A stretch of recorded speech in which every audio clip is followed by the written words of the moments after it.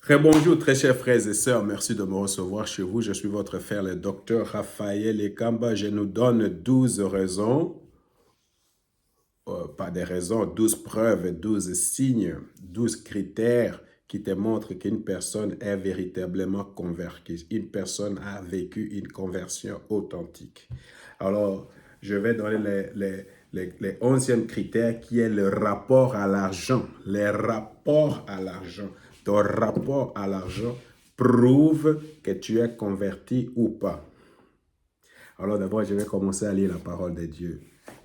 Nul ne peut être en même temps au service des deux maîtres, car ou bien il détestera l'un et aimera l'autre, ou bien il sera dévoué au premier et méprisera les seconds. Vous ne pouvez pas servir en même temps Dieu et l'argent. Vous ne pouvez pas servir en même temps Dieu et maman. Alors, il y a des gens qui pensent que l'argent est une mauvaise chose. Non. Il y a des gens qui pensent que l'argent est une mauvaise chose. J'insiste, non, l'argent, je t'assure, si tu as de l'argent, tu vas résoudre beaucoup de problèmes. Alors, ces enseignements-là que nous recevons dans nos églises, oh, l'argent, c'est vrai, la Bible dit, l'argent, c'est vraiment l'auteur de beaucoup de mots, c'est vrai, mais il faut savoir que l'argent est vraiment important dans notre vie et joue un rôle important dans notre vie. Alors ça, c'est de un. De deux, il y a beaucoup de gens qui pensent que la richesse, c'est quelque chose de mauvais. Non, parce que quand vous lisez dans Apocalypse chapitre 4, parmi les choses que Jésus va recevoir, la Bible dit, il va recevoir la gloire, l'honneur, la puissance, la richesse. Alors, si la richesse était une mauvaise chose, on ne peut pas la donner à Jésus. Vous comprenez? Donc l'argent n'est pas mauvaise, la richesse non plus n'est pas mauvaise. Alors, ce qui est important maintenant, c'est quel est le rapport que nous avons à notre richesse, quel est le rapport que nous avons à l'argent. C'est ça, c'est là où il y a le problème.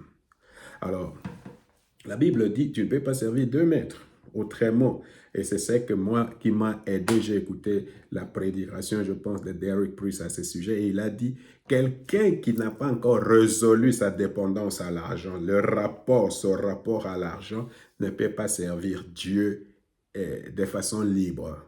Pourquoi? Parce que l'argent va toujours jouer un rôle pesant, un rôle de pesanteur qui peut abîmer même tout ce que tu es en train de faire. Alors tu comprends, c'est pour cette raison qu'il faut résoudre ce problème de l'argent. Ça ne veut pas dire qu'il faut en avoir à gogo, il faut avoir de la richesse, mais il faut vraiment examiner comment est ton rapport à ta richesse, à ce que toi tu as, à tes possessions, à à ton patrimoine, à ton compte, à ton argent. Est-ce que c'est l'argent qui domine sur toi ou c'est toi qui domine sur l'argent? Alors, si c'est toi qui domines sur l'argent, tu n'auras pas de problème à voler Dieu, tu n'auras pas de problème à voler l'État, tu n'auras pas de problème à voler les frères et sœurs. Parce que c'est ces trois vols qui prouvent que ton rapport à l'argent n'est pas encore résolu. Il y a beaucoup de gens qui ne payent pas leur dîme. Dès qu'ils ont l'argent, ils ont maintenant beaucoup d'autres dépenses, beaucoup d'autres priorités pour tout. Ils ont de l'argent pour tout sauf pour payer Dieu. Et la Bible dit, tu es en train de voler Dieu de cette façon-là. Tu dois payer régulièrement ta dîme. Alors, il y en a qui volent l'État. Ils ne payent pas le taxe. Ils ne payent pas les impôts à l'État. Et les payer comme il faut. Un chrétien, c'est quelqu'un qui non pas seulement qui paye sa dîme, mais paye aussi ses impôts. Et puis, un bon chrétien ne vole pas ses frères et sœurs, ne manipule pas ses frères et sœurs, ne va pas pour soutirer des intérêts, voler de l'argent de ses frères et sœurs, escroquer ses frères et sœurs. Vous comprenez alors, ce rapport-là à l'argent est très important. Je peux peut-être ajouter encore un rapport, non pas seulement le rapport à l'argent, mais le rapport au pouvoir de l'argent.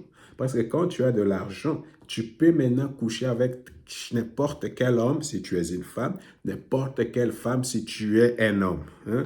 Alors, par rapport à ça, les gens exploitent ce pouvoir-là. Alors, et même le pouvoir au niveau de l'Église, l'autorité que tu as à l'Église, tu peux aussi vraiment abuser de cette autorité-là, par exemple. Alors, vous voyez, tout ce que nous sommes en train de dire, c'est il faut éviter d'abuser l'argent, il faut éviter d'abuser les frères et sœurs, il faut éviter de voler Dieu et de voler l'État. Alors voilà, quand une personne est vraiment convertie, il est correct par rapport à l'argent. C'est pas l'argent qui domine sur lui, mais c'est lui qui domine sur l'argent. Que le Seigneur vous bénisse.